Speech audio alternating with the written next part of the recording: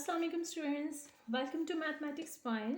Student, आज हम exercise करें that is exercise 6A your book D1 chapter number 6 functions and linear graphs and the question 6.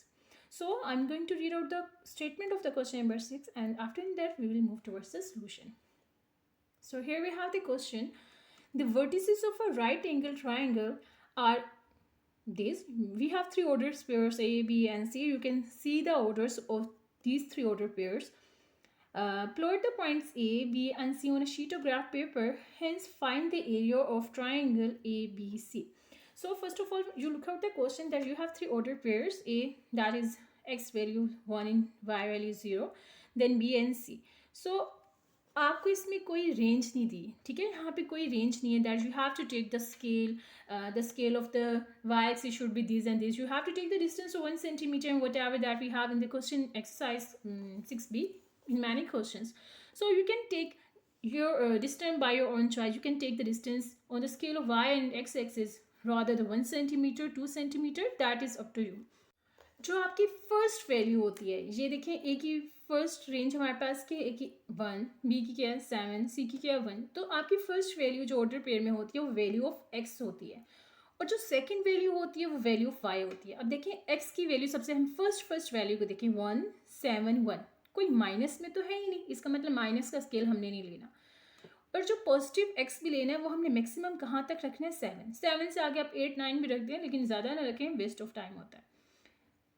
अब y का देखें 0 0 8, यानी कि y में मैक्सिमम मुझे कितना स्केल लेना होगा 8 9 10 ले लें, बट 8 ज़रूर होना चाहिए, 8 से कम नहीं होना चाहिए, ज़्यादा एक्सीड मत करें. 9 10 लेके बस स्टॉप करते हो, नेगेटिव में कोई भी वैल्यू नहीं लेनी. यानी कि मेरा अब ग्राफ जो बनेगा वो एल शेप होगा, ठीक है. Now let's move towards the graph. Okay जी, अब हम ग्राफ स्टार्ट कर देते हैं, हम स्केल ले लेते हैं. अच्छा, नेगेटिव ना हमारे पास वैल्यू है एक्स एक्सिस में, ना ही हमारे पास वाई एक्सिस में. अच्छा, इसको तो हम करते हैं पेन से, क्योंकि पेंसिल से ये है विजिबल नहीं.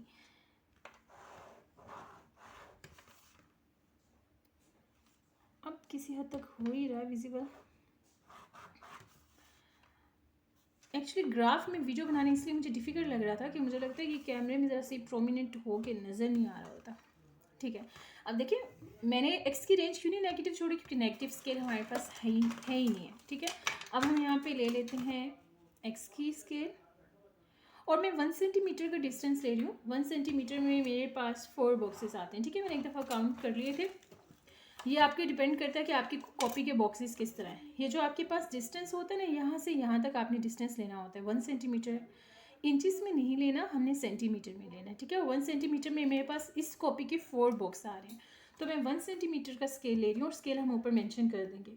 एक्स में मैक्सिमम रेंज है हमारे पास 7 और वाई में मैक्सिमम रेंज है 8, तो हम इसको नंबर कर लेते हैं 1 2 3, सॉरी यहाँ पे 4 1 1 2 3 4.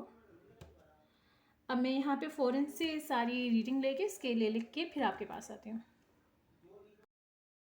ओके जी, हमने अपने एक्स एक्सिस, ये मेरे पास एक्स एक्सिस है पॉजिटिव और ये हमारे पास वाई एक्सिस पॉजिटिव. इसके हमारे पास जो लेफ़्ट साइड है वहाँ पे एक्स की वैल्यू नेगेटिव होती है और यहाँ पे जो हमारे पास ओरिजिन पॉइंट से नीचे ये जो रीजन होता है ना, इसमें हमारे पास एक्स और वाई दोनों की वैल्यू 0 होती है. इससे जो नीचे पॉइंट होता है उसमें हमारी वाई की वैल्यू क्या हो जाती है, नेगेटिव. तो कार्टेशियन प्लान हमारे पास ड्रॉ हो गया.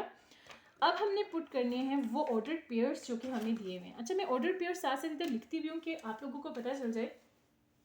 पहला ऑर्डर पेयर मेरे पास है इज इक्वल टू, अब सही है, A is equal to 1 and 0. Second B था मेरे पास, दैट इज 7 and 0.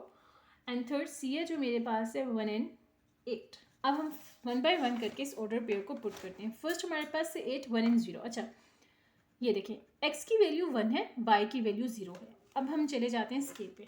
x के पूरे स्केल पे y की वैल्यू हमारे पास 0 होती है. ठीक हो गया. जिस तरह यहाँ पे x की वैल्यू मेरे पास 5 है, लेकिन इस पॉइंट में y की वैल्यू क्या होगी 0. इस पॉइंट में x की वैल्यू 6 है, लेकिन y की वैल्यू क्या 0. इन शॉर्ट कि जो मेरे पास हॉरिजॉन्टल लाइन होती है, यानी कि जो x एक्सिस है, उस पूरे x एक्सिस में y की वैल्यू 0 होती है.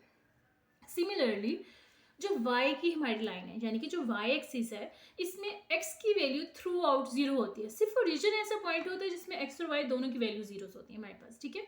अगर कोई मेरे पास बल्कि अगर क्या हमारे पास फॉर एग्जाम्पल देख लें, आपके पास यहाँ पे रीडिंग है 7 0, यानी कि x की वैल्यू है 7 और y की वैल्यू 0। तो देखिए x की वैल्यू 7, y की वैल्यू 0। अब 0 देखने के लिए आपने इधर नहीं करना, y x के स्केल में थ्रू आउट 0 ही होता है, ठीक है ना। तो फर्स्ट हमारा इधर मार्क हो गया, चाहे तो डॉट से चाहे तो क्रॉस से रिप्रेजेंट कर लें। फर्स्ट हमारे पास है 1 एंड 0, यानी कि x1 y0।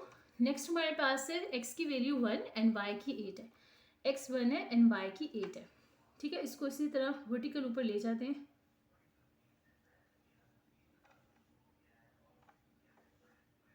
यानी कि ये पॉइंट है। अब हमारे पास जो शेप ड्रॉ हो रही है that is the shape of a right triangle. इसको ड्रॉ कर लेते हैं।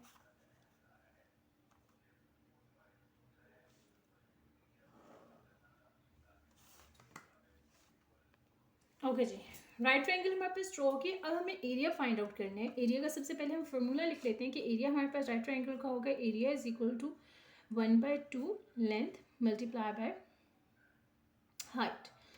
अब हमारे पास देख लें कि हाइट कितनी है। अब हमारे पास काउंट करें, 0 से स्टार्ट हो रहा है लेकिन 0 से 1 तक फर्स्ट रीडिंग आपकी पढ़ी जाएगी, ठीक है। 1 2 3 4 5 6 7 8। तो हमारे पास हाइट कितनी आ गई 8।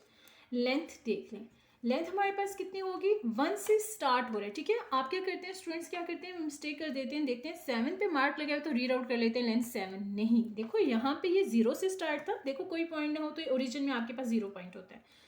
0 से जब आपके पास स्टार्ट था तो आपने काउंटिंग की, 0 से स्टार्ट था तो 8 तक जाके वो 8 तक काउंट हुआ, यानी कि जिस पॉइंट से स्टार्ट होता है उससे कभी भी नहीं होता काउंट आगे। 1 2 3 4 5 6 7 8। इस वजह से आपके पास जो आपकी हाइट थी वो 8 थी।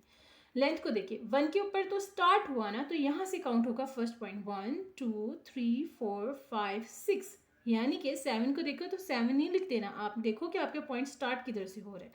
तो आपके पास लेंथ आ जाएगी 6।